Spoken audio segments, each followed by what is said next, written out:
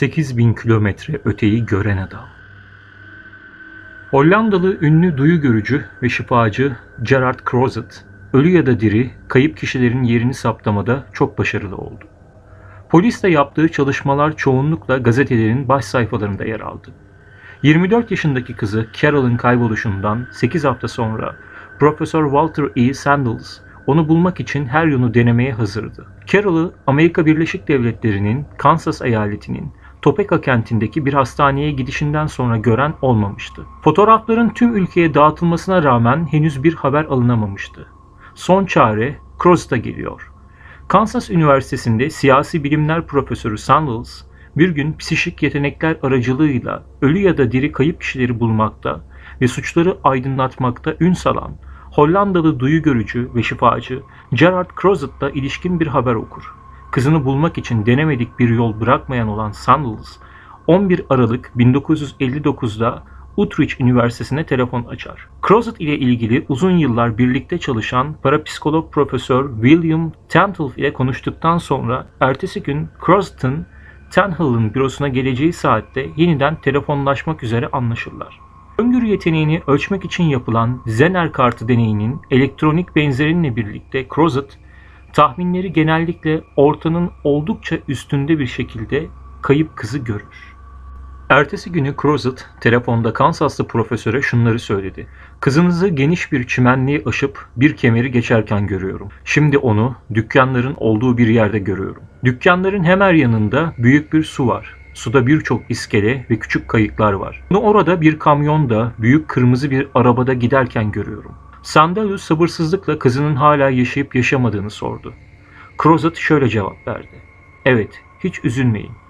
6 gün sonra ondan bir haber alacaksınız. Crozet'ın söylediği gibi 6. günü sabahı saat 8'de Sandelius Tanhalf'a telefon etmek üzere alt kata indi. Avizeyi kaldırırken gözü oturma odasına takıldı ve gördüğü manzara karşısında donup kaldı. Kızı divanın üstünde oturuyordu. Daha sonra Crozet ile yapılan soruşturmada Crozet'ın 8000 kilometre öteyi görebildiği ve Carol'ın her hareketini umulmadık bir kesinlikle tanımlandığı saptandı. Bu olay Utrecht Üniversitesi'nin dosyalarında saklanan, ayrıntılı olarak incelenmiş, bu tür yüzlerce olaydan yalnızca biriydi. Jackson Harrison Pollock'un Duyu Görü'de Crozet adlı kitabında da bu tür olayların birçoğu incelenir. Ne var ki olayların hepsi de mutlu bir sonla bitmez. Kayıp kişinin öldüğü yakınlarına bildirmek de genellikle Crozet'a düşer. Çünkü olayların birçoğunda kayıp kişi Hollanda'nın su kanallarına düşüp boğulan çocuklardır. 5 çocuk babası Crozet, kızı ya da oğlu boğulmuş, perişan anne ve babalara her zaman yardım etmeye hazırdı ve yaptığı iş karşılığında da kesinlikle para almazdı.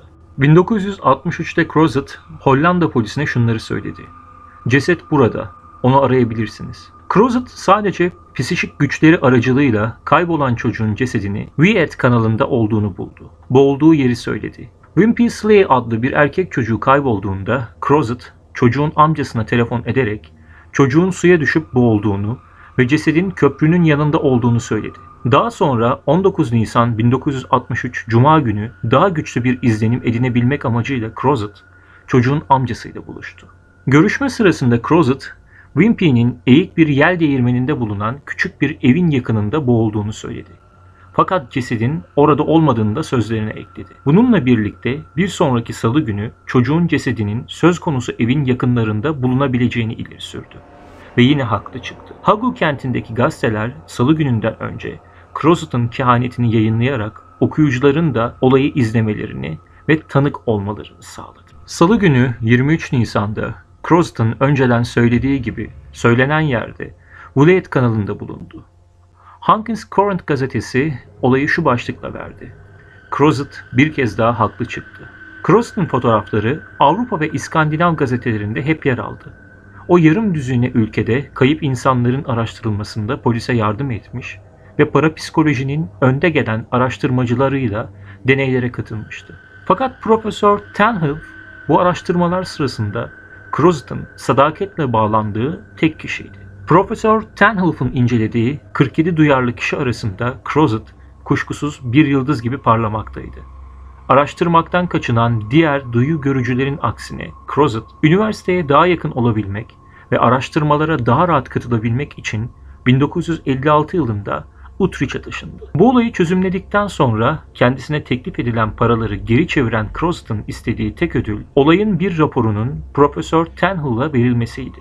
Bu nedenle Utrecht arşivleri duyu görü olgusunun birçok örneğini barındırmaktaydı. Utrecht Üniversitesi'nden Profesör Tenhull, Utrecht Polis Şerifi ve Gerard Crozat, bu kişiler üçlü bir ekip oluşturmuştu. Crozat, polise kayıp kişilerin araştırılmasına yardım ediyor. Profesör Tenhull da Crozat'ın yeteneklerini ve yaptıklarını inceliyordu. Dünyada Crozat kadar sıkı bir şekilde incelenmiş çok az duyarlı kişi olduğu belirtiliyor. Bununla birlikte yoğun araştırmacılara konu olmasına rağmen Crozat'ın kendisi hiçbir zaman psikik gücünün nasıl çalıştığına ilişkin kesin bir bilgiye erişemedi. Duru göre olayını Crozat bir keresinde şöyle tanımlamıştı. Önce ince bir toz bulutu etrafı kaplıyor, nokta biçimindeki bulut çizgilere dönüşüyor. Bu çizgilerden de 2 ve 3 boyutlu şekiller, manzaralar doğuyor. Crozat'ın görüntüleri genellikle siyah beyaz olmasına rağmen ceset işin içine girdiğinde renkli resimler de oluşabiliyordu. Kayıpları bulmakta çok başarılı Crozat'ın polisle işbirliği halkın gözündeki imajını gölgeliyordu. Başarılı bir psikik dedektif olduğu kesindi. Fakat Crozat yanlış bir seçim yaparım korkusuyla bazı hırsızlık ve cinayet olaylarına karışmakta tereddüt ediyordu. Örneğin cinayet yerinde bulunan bir kişiyi ayrıntılı olarak tanımlayabiliyor fakat ona göre bu kişinin o yerde tesadüfen bulunan masum bir kişi olma ihtimali de olduğundan buna pek yanaşmıyordu. Crozat gerçekten de polise değerli ipuçları vermesine rağmen polisiye olayların %90'ında suçluyu bulmakta zorluk çektiği söyleniyordu. Öte yandan normal kayıp olaylarında Crozat'ın %80 başarı sağlandığı da söylenmekteydi. Gerard Crozat artık yaşamıyor. 20 Temmuz 1980'de 71 yaşında öldü. O dünyanın en sıkı şekilde kontrol edilen ve deneylere tabi tutulan duyarlı birkaç kişisinden biriydi.